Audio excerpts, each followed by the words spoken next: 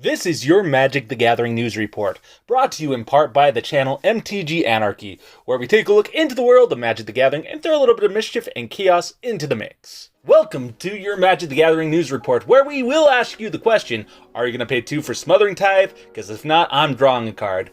My name is Michael, it's great to see you here. On today's report, we're going to discuss a little bit further into the new set, Ikoria, Lair of Behemoths, and discuss a little bit further into what you might be getting with every box purchase. But before we jump right into the report, if this is your first time on this channel, I would appreciate it if you went ahead and subscribed and hit that bell notification to keep up to date with any new videos that do come out on this channel. All that said, let's just jump right into our report. Ikoria, Lair of Behemoths is the next standard set coming out in 2020. And honestly, with one article reporting, you may be getting more than what you've expected. Let's go to the article now to find out more.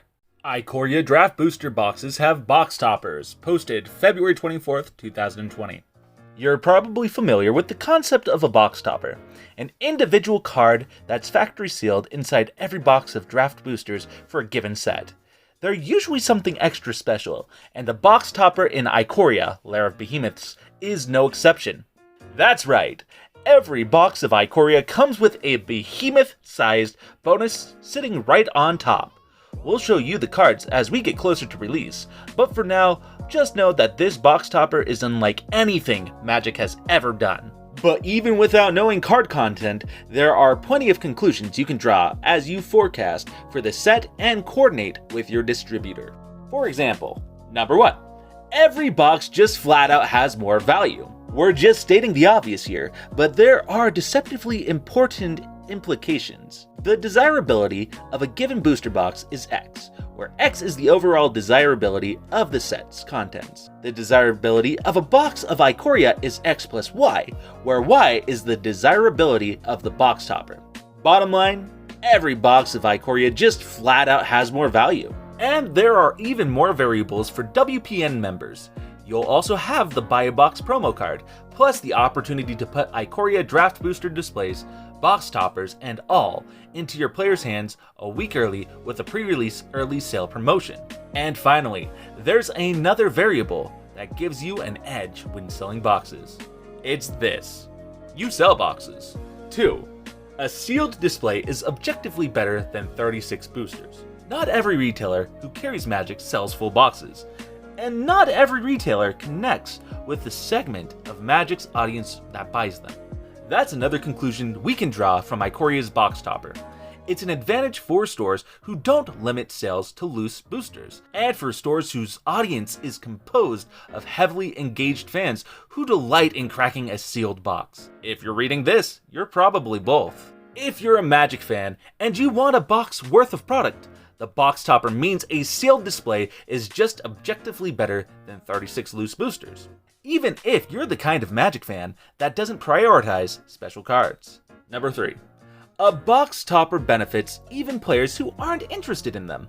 Think about the last round of box toppers with Ultimate Masters, which included every rare and mythic in the set, including some of Magic's most recognizable and desirable cards, with new art and extended frames. Ikoria's box topper has an entirely different theme, but the principle is the same. Box toppers appeal to collectors and any player that's into fancy and shiny. But to a lot of players, a Tarmogoyf is a Tarmogoyf. It just needs to be in tournament-ready shape, and the rest doesn't matter. And to still more players, all that matters is where it lands in the pick order. They just want the best draft deck they can put together. But as Michael Barr pointed out last week, even players who don't necessarily want fancy and shiny are excited to open cards like this because of their tradability. Pure players can turn those box toppers into standard staples, and those draft mechanics can turn them into more drafts. Wins all around. Add it all up, and the box topper adds a huge amount of value to Ikoria, Lair of Behemoths, even without knowing what the box topper is. Keep that in mind as you plan your launch order. Posted from the WPN network. So if you're looking to go ahead and purchase a box, or still are on the fence about purchasing a standard booster box of Ikoria, Lair of Behemoths, this may change your mind. My opinion on the matter is as follows.